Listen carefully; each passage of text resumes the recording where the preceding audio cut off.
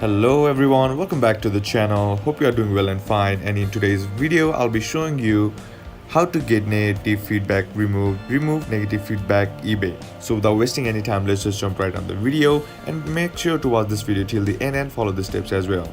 So basically there are three methods to remove your negative feedback on eBay. The method one is to call eBay. Before calling eBay, know the rules and regulations of eBay's buyers and sellers, such as if a buyer has commented a curse word on the feedback, you can easily get it removed such as this, so you can have an advantage while talking to the representative.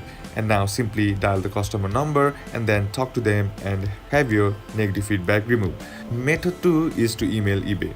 So what you need to do is just simply open up your eBay in your PC or in your phone, and then simply tap on the three horizontal bar on the top right corner of the screen and then tap on help.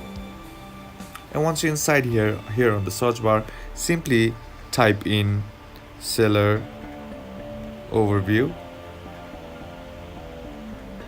Now you'll see an option that says seller performance overview, right? Simply tap on that, and once you tap on that, all you gotta do is scroll down, and here you'll have an option that says your reputation on eBay.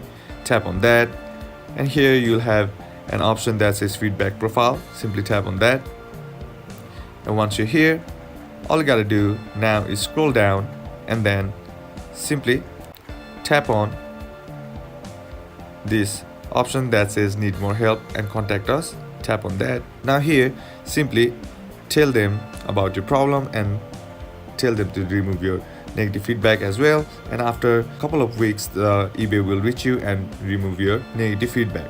Now the third method is reaching out eBay in social media, specifically eBay for Business page in Facebook group.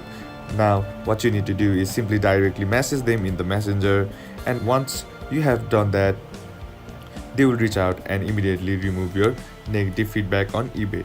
And it's one of the quickest method as well, and that's basically how you can do it. And that's it for today's video, guys. Hope this video was useful to you. Leave a like if it did.